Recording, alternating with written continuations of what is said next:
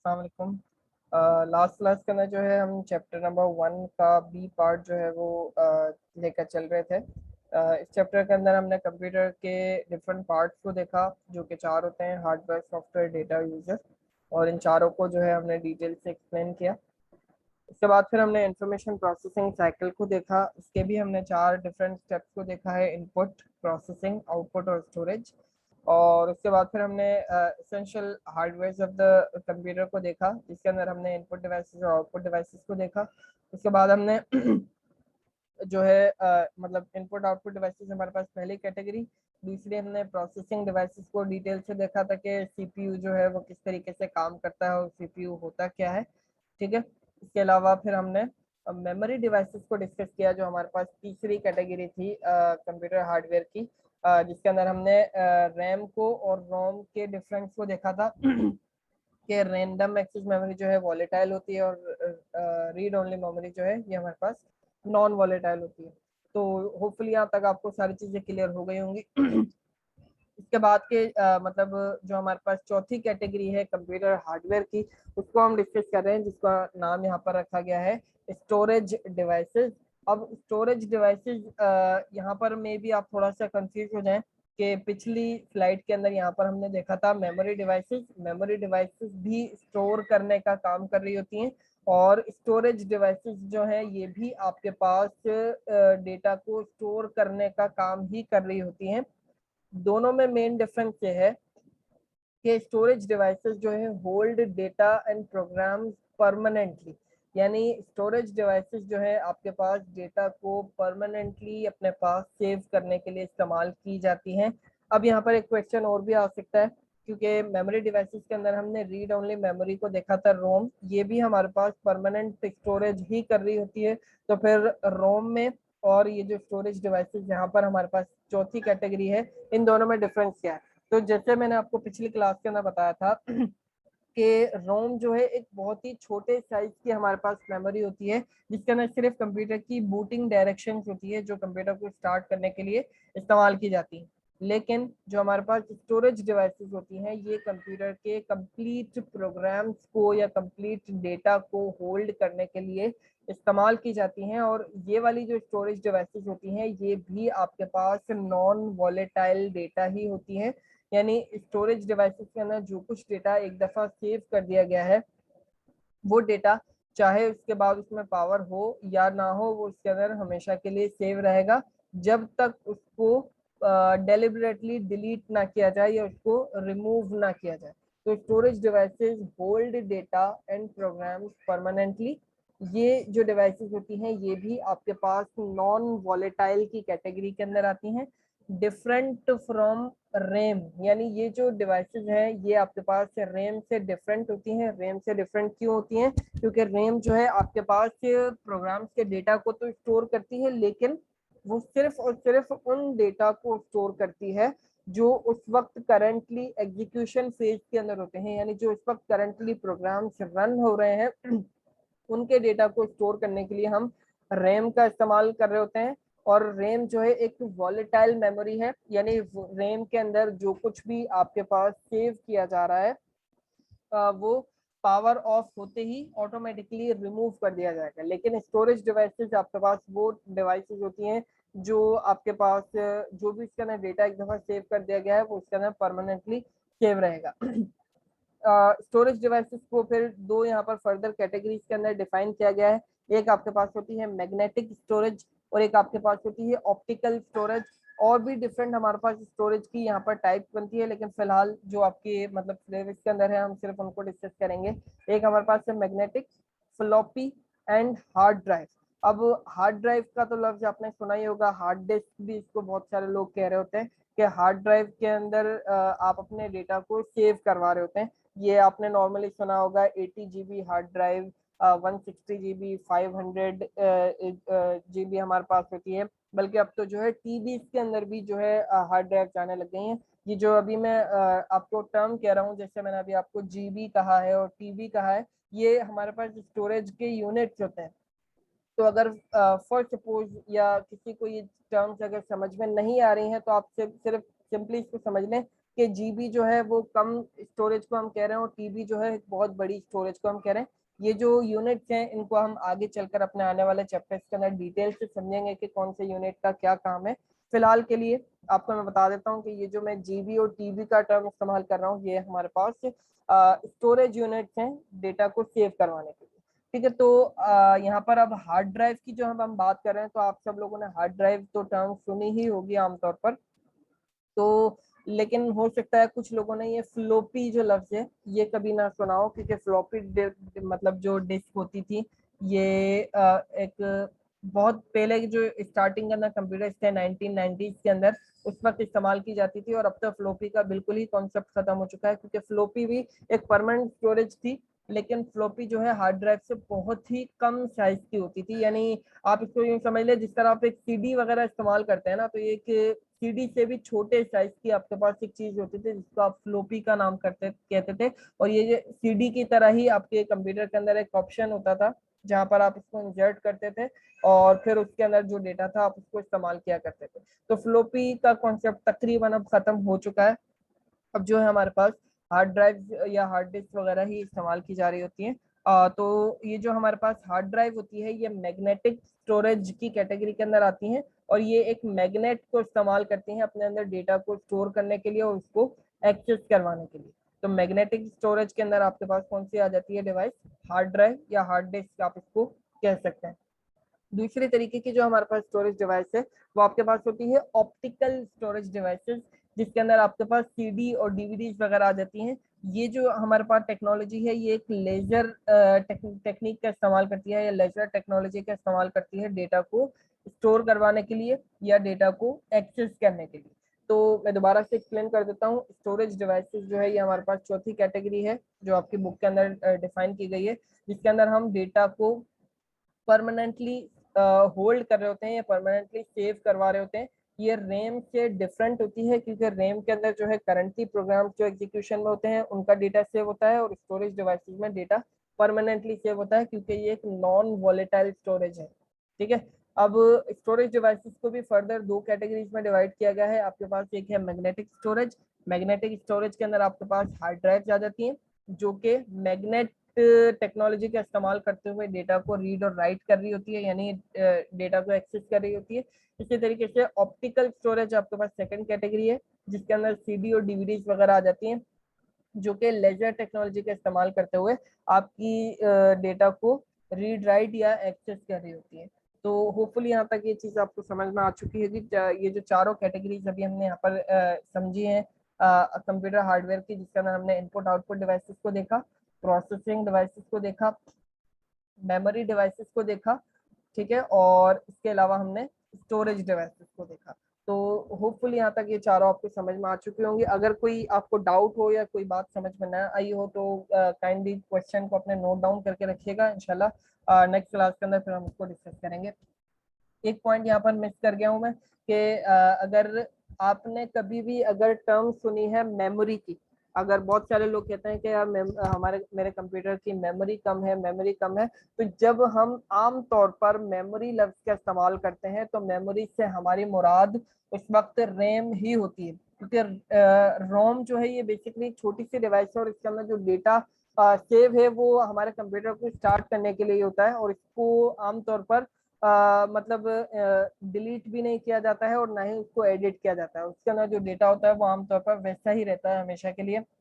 लेकिन जब हम मेमोरी की बात कर रहे होते हैं तो मेमोरी के से मुराद हमारी आमतौर पर रैम को ही हम ले रहे होते हैं कि बहुत सारे लोग कहते हैं कंप्यूटर की मेमोरी हमें बढ़वानी है, तो मेमोरी बढ़वाने से मुराद ये होता है कि वो अपनी रैम को जो है वो इंक्रीज करवाना चाह रहे हैं ताकि उनका कंप्यूटर जो है वो फास्ट एक्सेस दे सके। ठीक है, तो बहुत सारे लोग जो है स्टोरेज डिवाइसेस को भी मेमोरी का नाम दे रहे होते हैं, लेकिन आम तौर पर क्योंकि मेमोरी से मुराद डेटा को सेव करवाना होता है। ठीक है, मेमोरी से मुराद डेटा को सेव करवाना होता है। अब चाहे वो वॉलेटाइल आप टेक्नोलॉजी का इस्तेमाल कर रहे हो यानी रैम का इस्तेमाल कर रहे हो, या आप नॉन वॉलेटाइल यानी स्टोरेज डिवाइसेस का इस्तेमाल कर रहे हो, आम तौर पर जब मेमोरी का लफ्ज आप सुनेंगे तो आम तौर पर उससे मुराद जो है रैंडम एक्सेस मेमोरी की ही बात हो रही होती है, यानी रैम की ही बात हो रही होती है, जो हमारे पास एक वॉलेटाइल चीज है।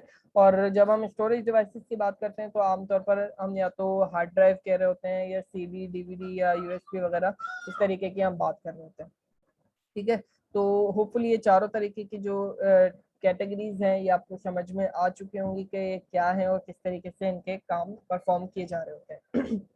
उसके बाद सॉफ्टवेयर की डेफिनेशन अभी मैं आपको पिछले क्लास के अंदर डिटेल से एक्सप्लेन कर चुका हूँ कि सॉफ्टवेयर क्या होता है। Software is a collection of instruction या सेट ऑफ इंस्ट्रक्शंस को जो है हम सॉफ्टवेयर कहते हैं। अब सॉफ्टवेयर रन द मशीन, तो ऑब्वियसली आपकी मशीन को जो है वो सॉफ्टवेयर ही डील कर रहा होता है। मैंने ये बात भी आपको एक्सप्लेन की थी कि अगर आपके पास कंप्यूटर का हार्डवेयर है लेकिन उस कंप्यूटर हार्डवेयर को रन करने के लिए आपके पास कोई सॉफ्टवेयर नहीं है, तो अब वो आपके पास एक बिल्कुल डम डिवाइस है, वो कोई काम नहीं कर सकती डिवाइस पड़े पड़े खुद से। उसको कुछ ना कुछ बताना पड़ेगा, उसको कुछ ना कुछ इंस्ट्रक्शन देनी होंगी। उन इंस्ट्रक्शन की बेसिस के ऊपर ही आपका जो कंप्यूटर है वो काम करेगा कि उससे क्या करना है।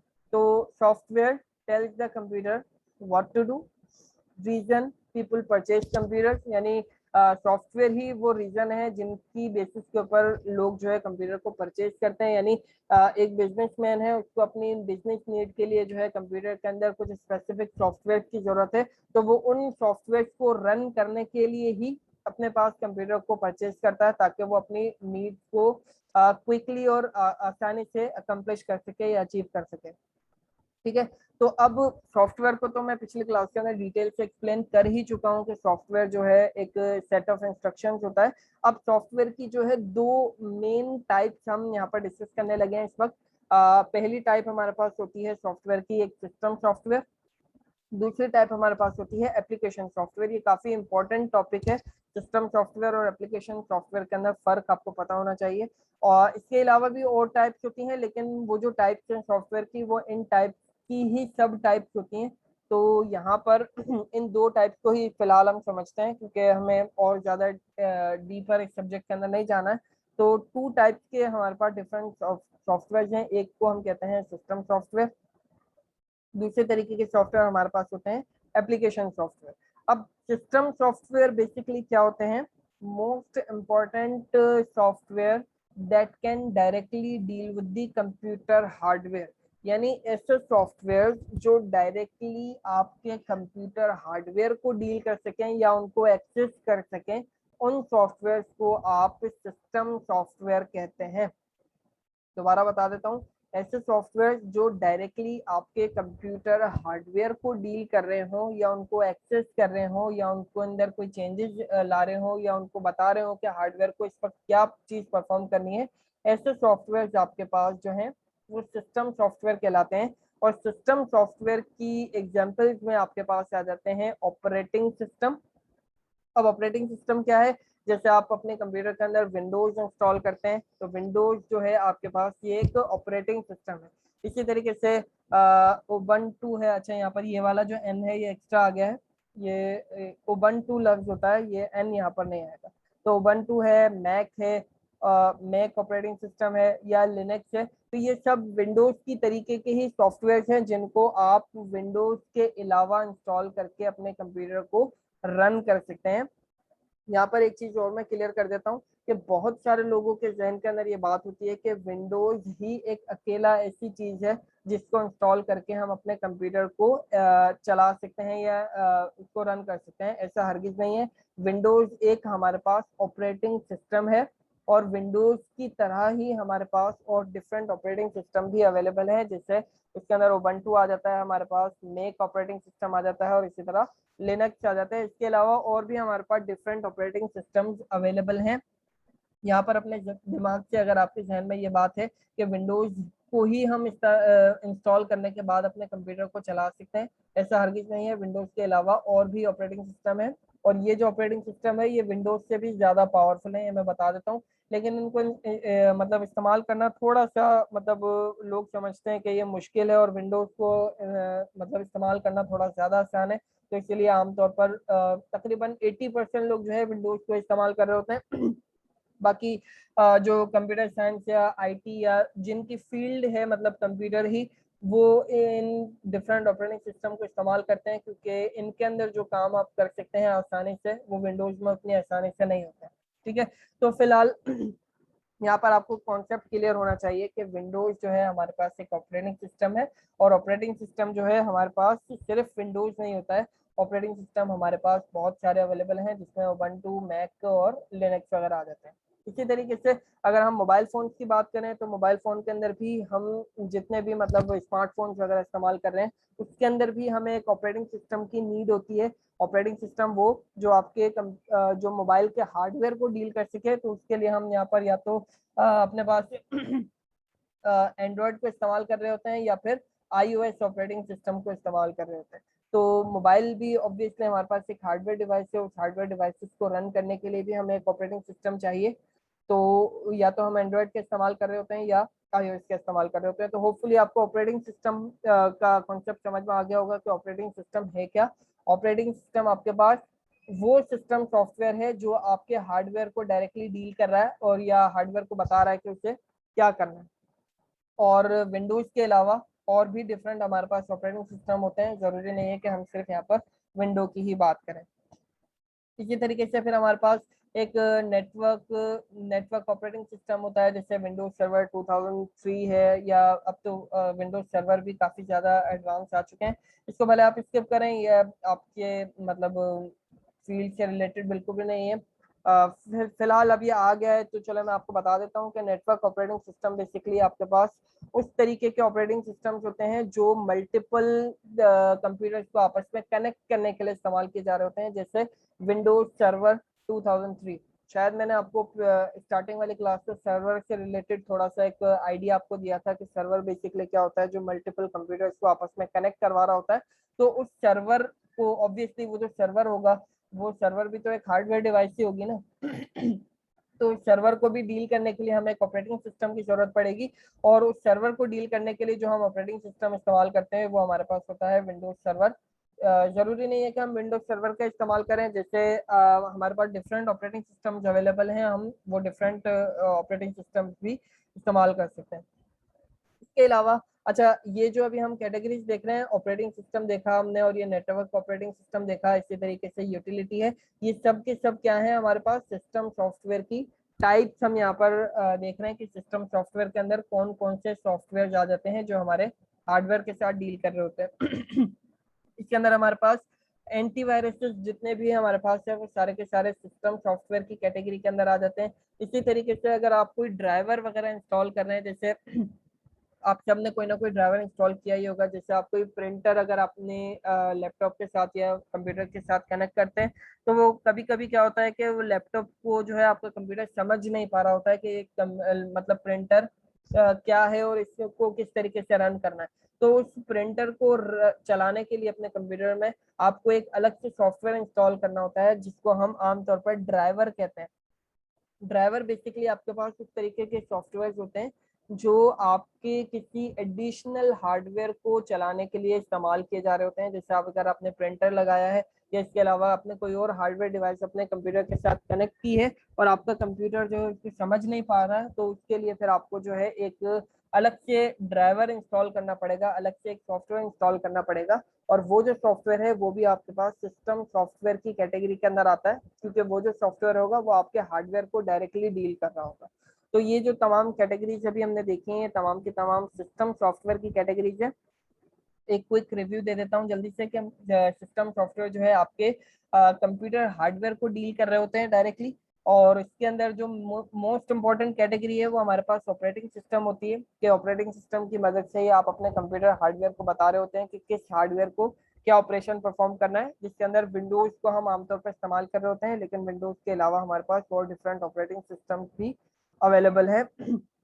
इसी तरीके से सर्वर को अगर हम मतलब इस्तेमाल करना चाह रहे हैं, सर्वर में कोई सिस्टम सॉफ्टवेयर इंस्टॉल करना चाह रहे हैं, तो इसके अंदर हमारे पास विंडोज सर्वर आता है।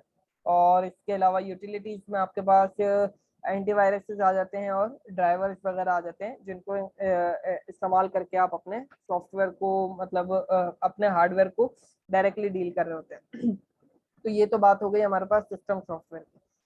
इसके बाद सेकंड टाइप ऑफ सॉफ्टवेयर हमारे पास है एप्लीकेशन सॉफ्टवेयर। एप्लीकेशन सॉफ्टवेयर ये किसी एक स्पेसिफिक टास्क को परफॉर्म करने के लिए बनाए जाते हैं। जैसे कि आपके पास माइक्रोसॉफ्ट वर्ड है, माइक्रोसॉफ्ट वर्ड जो है ये टेक्स्ट को मैनिपुलेट करने के लिए बनाया गया है, यानी टेक्स्ट के अंदर कोई मतलब कुछ लिखने के लिए या उसमें डिजाइनिंग करने के लिए या टेक्स्ट को अपने हिसाब से सेट करने के लिए हम माइक्रोसॉफ्ट वर्ड का इस्तेमाल कर रहे होते हैं। तो ऐसे सॉफ्टवेयर जो आप किसी एक स्पेसिफिक टास्क के लिए इस्तेमाल कर रहे हो, वो सॉफ्टवेयर आपके पास एप्लीकेशन सॉफ्टवेयर में आ जाते हैं। जैसे कि अगर आप किसी गेम की बात करें तो वो जो गेम है वो एक स्पेसिफिक पर्पस के लिए बनाया गया है कि आप सिर्फ उस गेम के अंदर सिर्फ उस गेम को ही खेल सकते हैं, इसके अलावा और कुछ नहीं कर सकते। अगर आप कोई वीडियो प्लेयर की बात करें तो इसके अंदर सिर्फ आप वीडियोस को ही चला सकते हैं, इसके अलावा और कोई काम नहीं कर सकते हैं। तो ये जो चीजें हैं जो एक स्पेसिफिक टास्क के लिए सॉफ्टवेयर होते हैं, वो आपके पास एप्लीकेशन सॉफ्टवेयर कहते हैं। अच्छा, अब एक चीज यहाँ पर और है कि एप्लीकेशन सॉफ्टवेयर जो है वो विदाउट सिस्टम सॉफ्टवेयर कभी भी चल ही नहीं सकता। ये चीज आपको याद रखनी होगी कि एप्लीकेशन सॉफ्टवेयर जो है वो सिस्टम सॉफ्टवेयर पर रन किया जाता है। अगर आपके पास सिस्टम सॉफ्टवेयर नहीं है, फॉर एग्जांपल आपके पास अगर कोई ऑपरेटिंग सिस्टम अवेलेबल नहीं है आपके कंप्यूटर में, तब आप एप्लीकेशन सॉफ्टवेयर को कभी भी एग्जीक्यूट नहीं कर सकते हैं, क्योंकि एप्लीकेशन सॉफ्टवेयर जो है ये हमेशा सिस्टम सॉफ्टवेयर के ऊपर ही रन किए जाते हैं। बाकी जो एम एस वर्ड है, अगर किसी को नहीं पता कि एम एस वर्ड क्या है तो ऑब्वियसली आगे की क्लासेस के अंदर मैं आपको एम एस वर्ड को इस्तेमाल करना सिखाऊंगा। इसके अलावा कुछ और डिफरेंट टूल्स हैं, कुछ डिफरेंट सॉफ्टवेयर हैं, उनको भी हम इस्तेमाल करना सीखेंगे। तो होपफुली एप्लीकेशन सॉफ्टवेयर और सिस्टम सॉफ्टवेयर का जो मेन डिफरेंस है ये आपको समझ में आ गया होगा कि सिस्टम सॉफ्टवेयर और एप्लीकेशन सॉफ्टवेयर के अंदर फर्क क्या है। इसके बाद कंप्यूटर डेटा की अगर हम बात करें तो इसके बारे में हम ऑलरेडी बात कर चुके हैं कि computer data fact with no meaning और ऑन इट्स ओन, के अगर हम इंडिविजुअल डेटा की बात करें तो खुद से डेटा की कोई मीनिंग नहीं होती है जब तक उसको प्रोसेस ना किया जाए।